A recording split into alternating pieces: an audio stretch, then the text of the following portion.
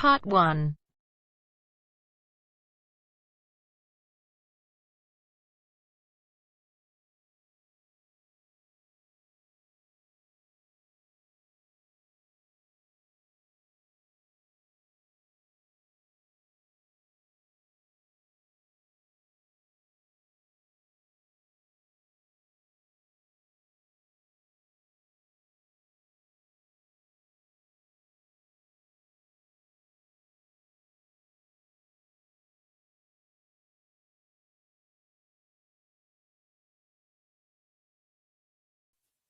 You will hear a conversation between a customer and a booking officer at a theatre. First, you have some time to look at questions 1 to 4 on page 2.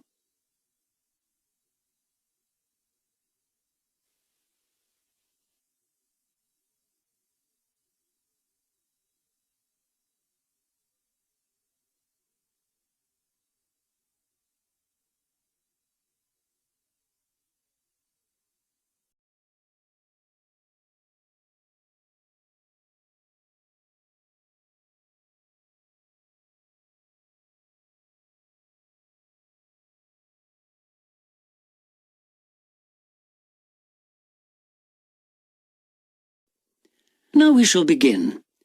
You should answer the questions as you listen, because you will not hear the recording a second time. Listen carefully and answer questions 1 to 4. Hello, Theatre Royal Plymouth? Oh, hello. I'd like to make a booking, please. Yes. What is it you want to see? The Imposter. Right. And which day did you want to come? Friday the 25th. Just a moment and I'll check availability on the computer. Oh, sorry, we're fully booked for that performance. Oh dear. What about the following day then? The 26th? Yes, that's okay. We've got 2 performances on that day, one at 3:30 and one at 7. Which would you prefer? Oh, the later one, please. How many people? Well, there are 4 of us. Are there any concessions? Any children? Oh, I'm not sure. My daughters are 15 and 12. Do they get concessions? Only the 12-year-old, I'm afraid. So that's 1 child and 3 adults. Any idea where you'd like to sit? Stalls or circle? Tickets for the stalls are a bit more expensive. £12 for adults and £8.50 for children.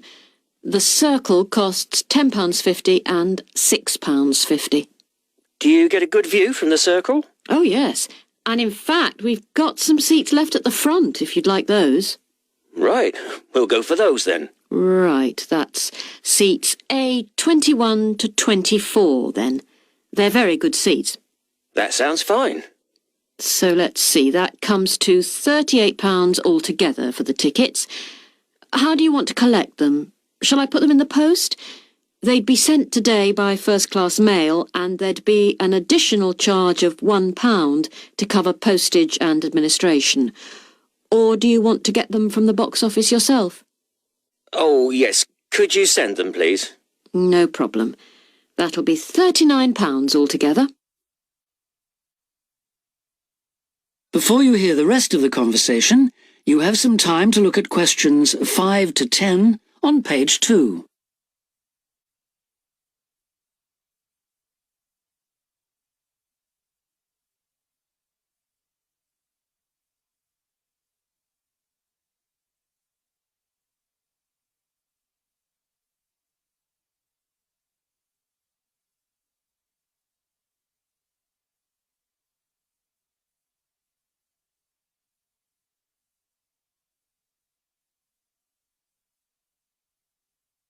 Now listen and answer questions 5 to 10.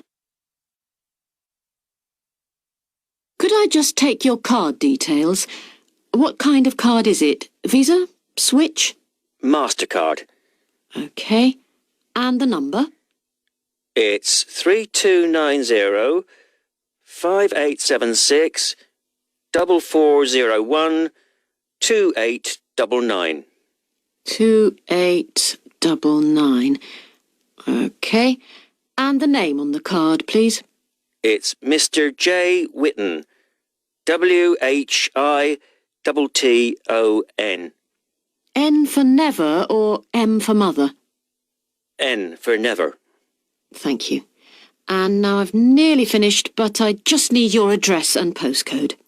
Yes, it's 42 South Street, OK. Is that Plymouth? London. And the postcode? It's SW2 5GE. That's fine then. The ticket should be with you tomorrow. Is there anything else I can do for you? Yes, I was wondering if I could get regular information about what's on. Certainly. I can just add your name to our mailing list. Would that be OK? That would be very good. Yes, please. Oh, and there is something else, sorry. One of our group is hard of hearing, and I've heard that you can supply special headphones. That's right. As long as you tell us in advance, we can always do that. I'll book those for you now, and you can just collect them from the box office before the show. Thanks very much for your help. No problem. Thank you for calling. Thank you. Bye. That is the end of part 1. You now have half a minute to check your answers.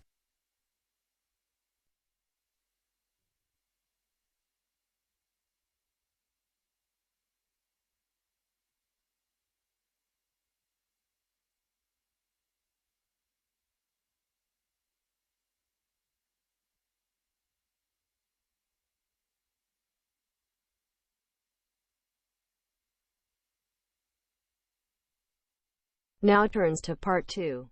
Part 2.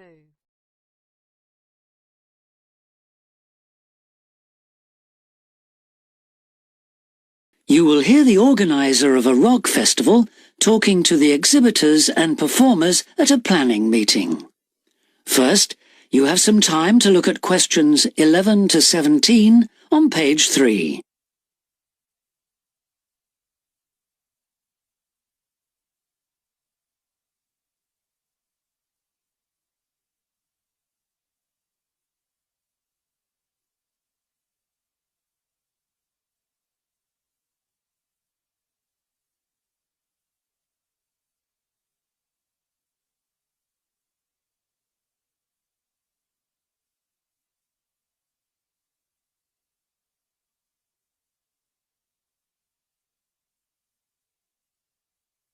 Now listen carefully and answer questions 11 to 17. Good evening, everyone. I'm glad you could all make this planning meeting for what promises to be the biggest and most colourful free rock festival ever held in the South East. So whether you're a performer, a craft exhibitor or an artist, we all extend a big welcome to you. Could we turn first to the plan so I can familiarise you with the layout of the site, which, as you know, is an old football stadium. We're really lucky to have so much space this year. You can see the main gate at the bottom of the plan. Have you found it? That's where most visitors will enter. It's also the entrance for those taking part in the craft fair. We've set the stalls just inside the gate on the left in a circle. If you walk straight ahead from the gate along the path without turning right, you'll come to some steps up to the football stadium. On the left of the steps is the fringe stage. This is for alternative artists. They include folk singers, poets and other acts which are more suited to a smaller stage. And they should also enter by the main gate. On the opposite side of the steps is a restaurant, and adjoining that is the main festival information point. Here you can get extra programmes and up-to-the-minute information about events, and you can discuss any last-minute problems, although we hope everything will be running smoothly when the festival opens. Coming back to the plan, you go up the stairs to the stadium. The entrance for the rock bands is on the far side, and on your right is the main stage, which will have powerful illumination and amplification throughout the weekend. There will probably be TV vehicles adjacent, that's in this area only, for recording purposes. If you look at the outside of the plan, you can see a third gate for exhibitors, opening onto a side path. A little way down the path, before you get to the trees, is the building where the art exhibition's being housed. Then, finally, there's just one more building marked on your plan, quite near the main gate. It's divided into lock-up garages, so I hope you now feel quite familiar with the main festival area. Before you hear the rest of the talk, you have some time to look at questions 18 to 20 on page 4.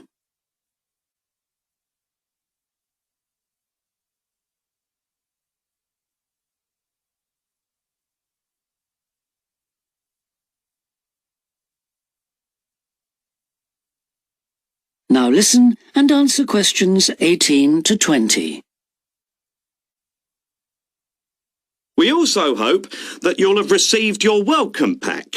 In it you should find 2 parking tickets for yourself and anyone assisting you, an armband to indicate that you are an official visitor, one of our brilliant yellow badges with the new festival logo, a festival programme, and several sheets of information that we'd ask you to study carefully before the event.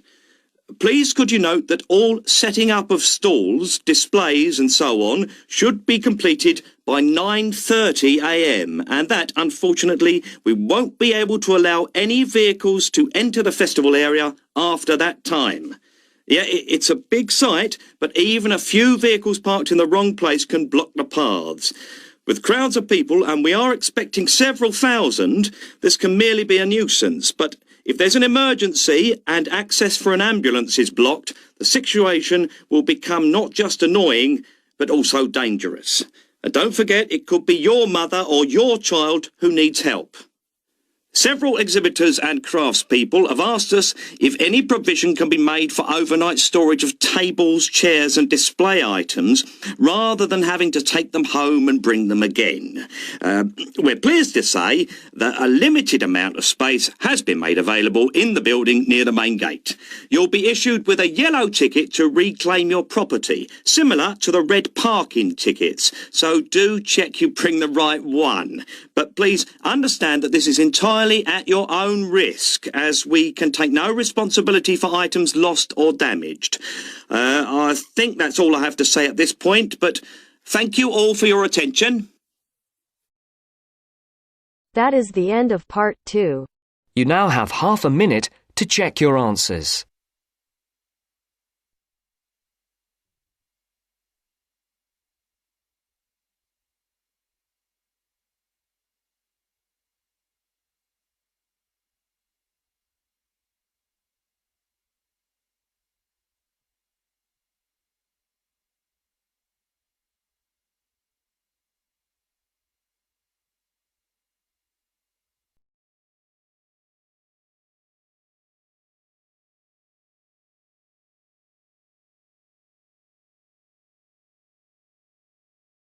Now turns to part 3. Part 3.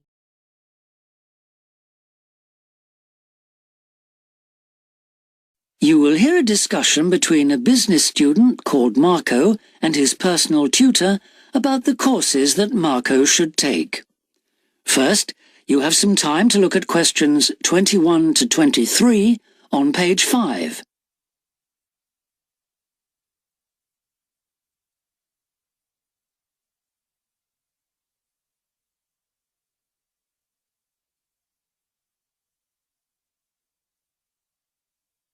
Now listen carefully and answer questions 21 to 23. Hi, Marco. Come in. Thanks. I've got a bit stuck trying to select courses for next semester. Could you help me, please? Of course. Sit down. Oh. First of all, most people just go for the areas of business that they're interested in, but even if something doesn't look very stimulating, it's important that you can use it once you get a job. It's not much good choosing areas that aren't going to be helpful later on. Right. I want to go into management, so I'll need to think about that. And should I start specialising in a particular area yet? I don't think that's wise at this stage. It's better to aim for a wide variety of subjects, especially as management covers so many possibilities. You shouldn't be limiting your choices for later on. Yes, I see. You should also look at how the course is made up. Will you have regular seminars and tutorials, for example, as well as lectures? OK. Some of the lecturers are quite big names in their fields, aren't they? Should I aim to go to their courses? Well, remember that the lecturers who aren't well known may still be very good teachers. I'd say we have a consistently high standard of teaching in this department, so you don't need to worry about it. Before you hear the rest of the discussion, you have some time to look at questions 24 to 30 on pages 5 and 6.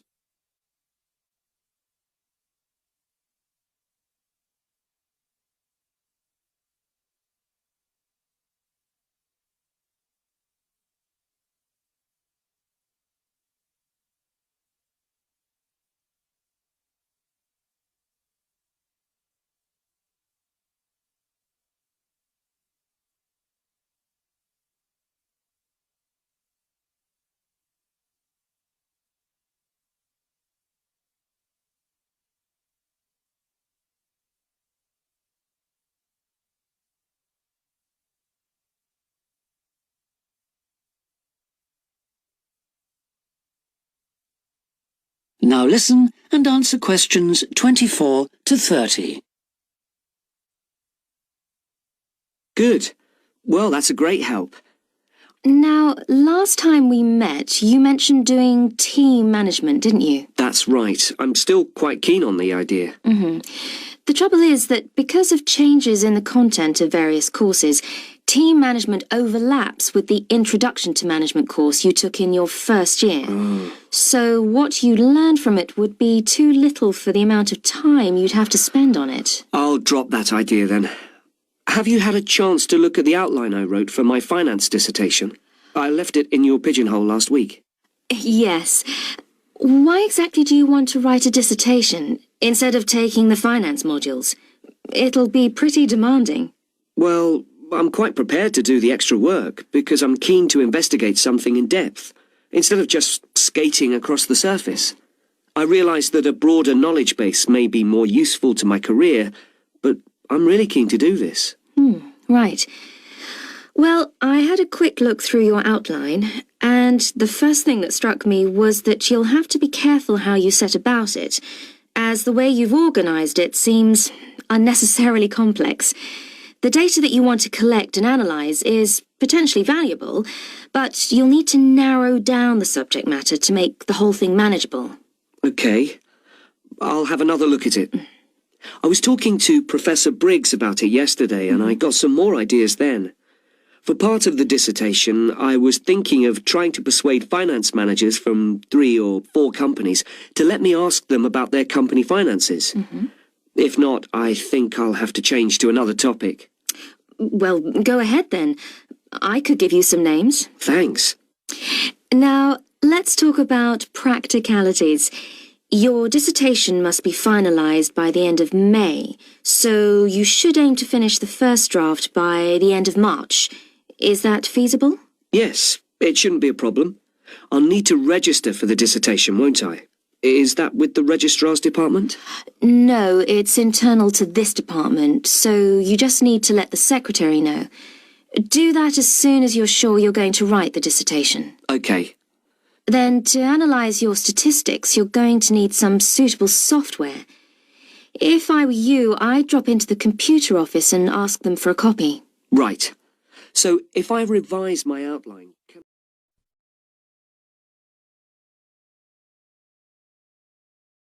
That is the end of part 3. You now have half a minute to check your answers.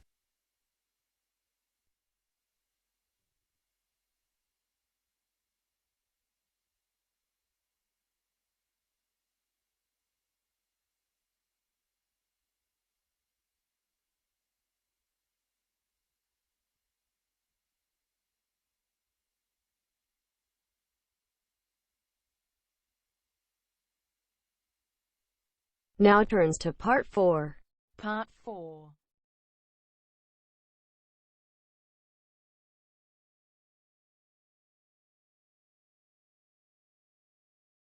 You will hear a talk about a research project on the tiger shark. First, you have some time to look at questions 31 to 40 on pages 7 and 8.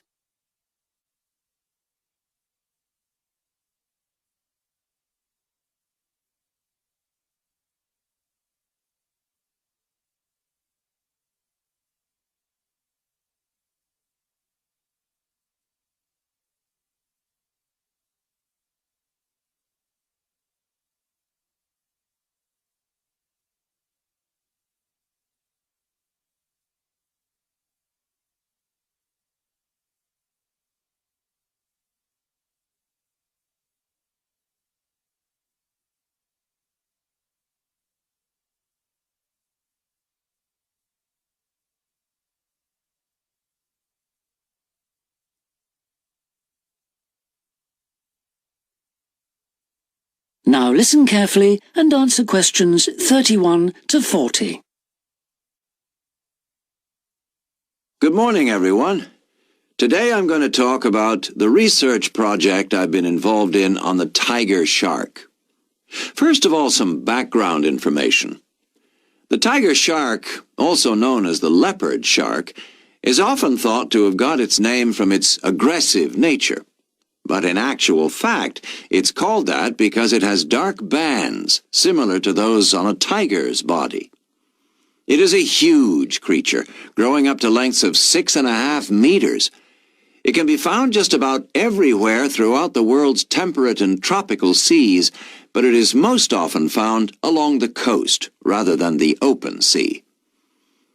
In terms of feeding, tiger sharks tend to be most active at night, and are solitary hunters. Their preferred prey includes other sharks, turtles, seabirds, and dolphins, to name but a few.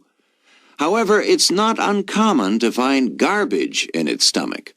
This is because it tends to feed in areas such as harbors and river inlets, where there is a lot of human activity. Now to the project itself. We are particularly interested in some studies that have been done in the Rain Island area. Observations here have shown that there is a large population of tiger sharks present in the summer during the turtle nesting season. However, during the winter months the sharks disappear. So we decided to do some of our own research there.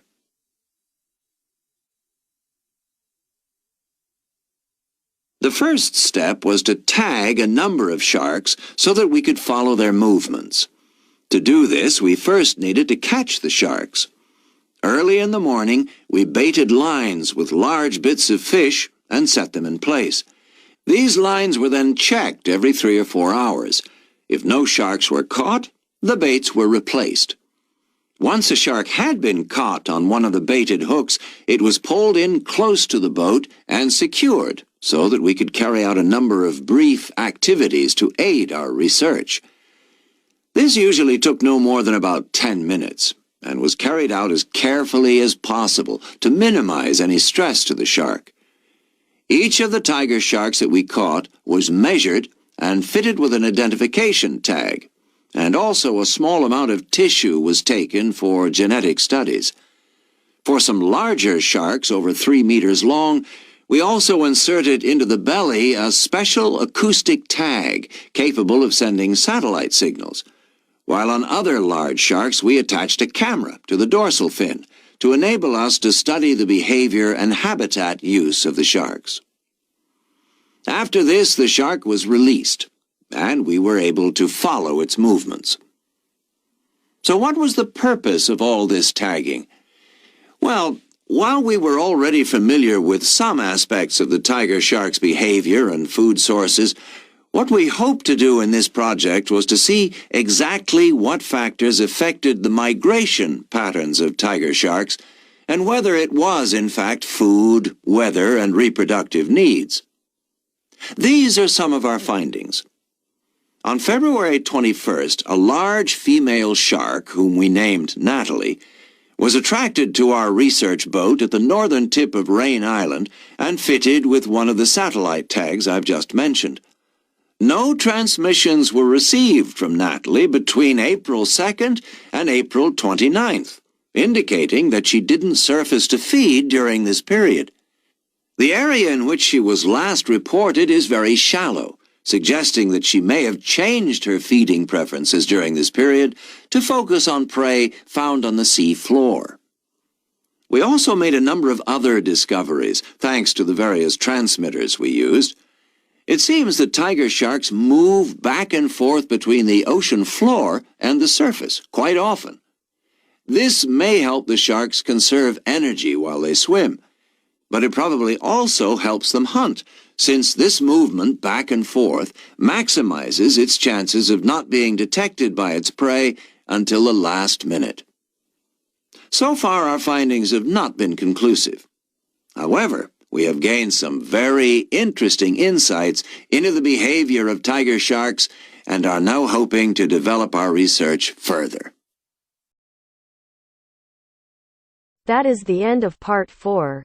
You now have half a minute to check your answers.